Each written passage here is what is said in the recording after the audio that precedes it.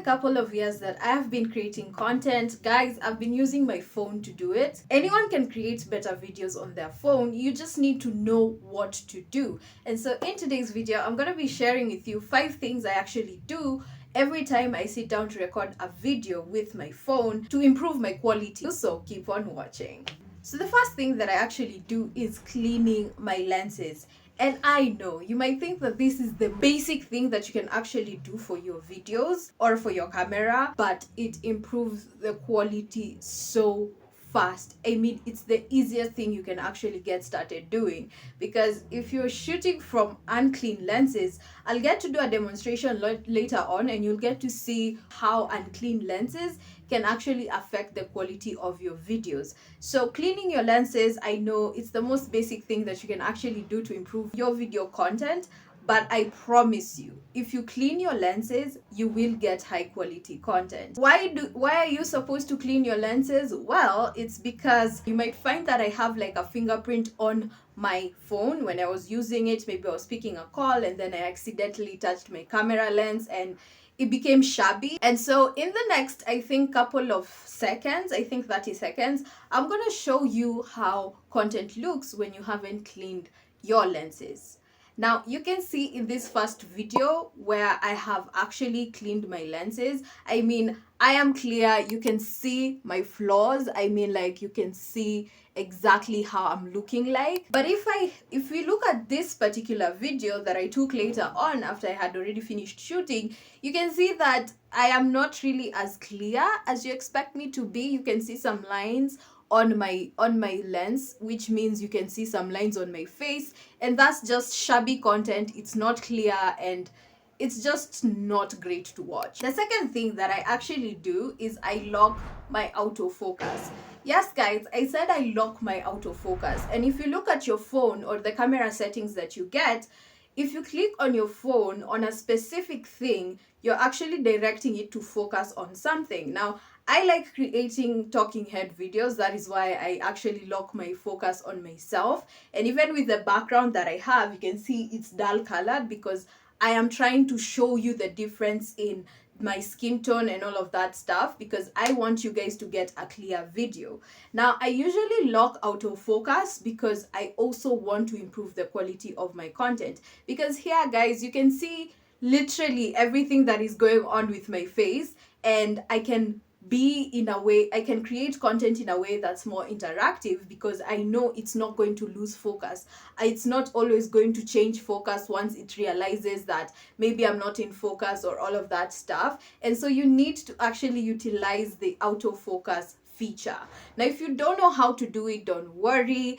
I'm gonna show you how to do it. Now, if we jump into my screen recording here, you can see I'm trying to actually lock my focus, and that is because I have to lock it into a focus that I can actually be able to see a clear video. So you can see I'm struggling here to lock the autofocus, and this is what I'm doing. So once it actually clicks and you see that yellow lock, you can either reduce the brightness or increase the brightness. You can see in my particular video, I'm actually reducing the brightness, and that's because I want you guys to actually see my skin tone. Now, the next thing, anyone can actually do this, and I actually recommend you actually start looking for the money to start investing in your camera equipment. The next point is you need to actually start using a tripod. Guys, I usually use a tripod. I mean, I've shown you instances where I'm actually reaching out for my phone and you're seeing the footage becoming shaky and all of that stuff. Of course, there are people who enjoy shaky videos, but if you're just a beginner and you're trying to figure out your style of creating content, a tripod is really going to be helpful because it helps stabilize your video. The first reason why you need a tripod is because of shaky footage.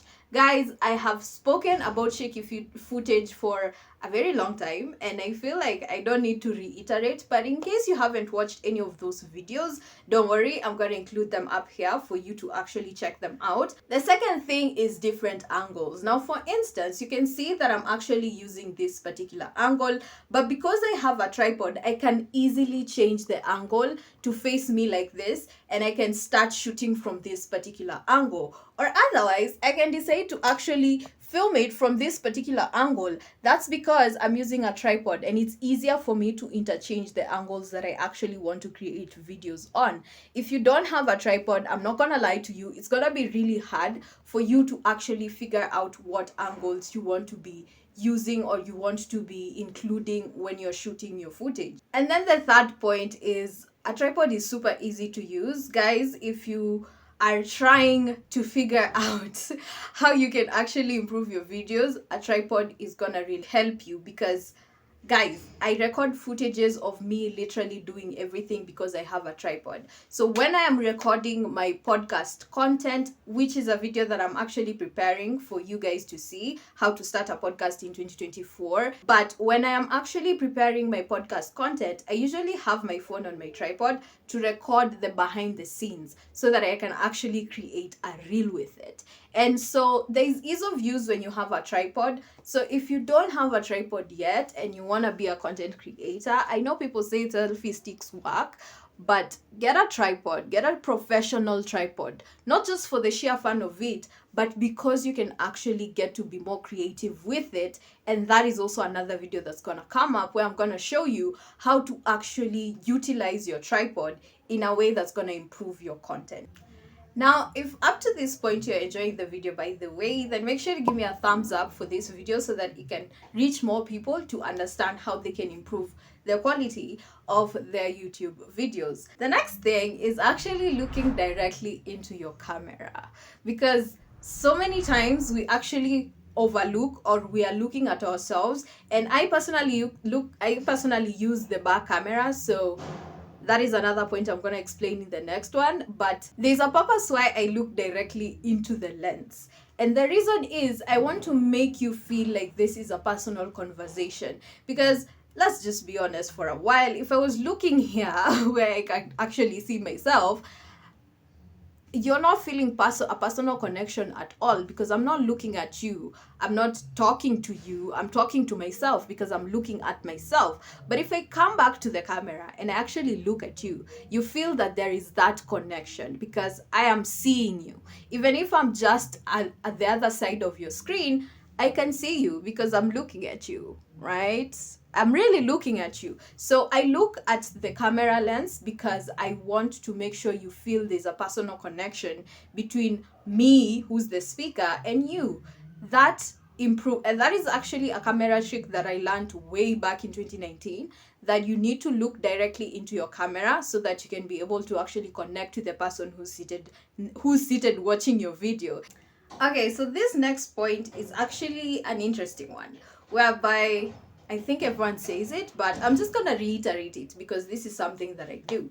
Now, I use the back camera instead of the front camera or the selfie camera to actually shoot my content. Why? Because rear cameras usually have the highest megapixels of recording, and its borderline quality is great than the selfie camera. I'm just gonna do a test run for you guys to see.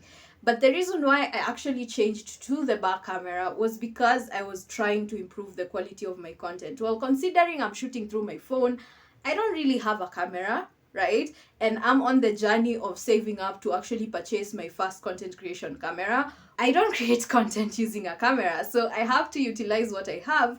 And the best quality videos come from my back camera, which is exactly what I'm using.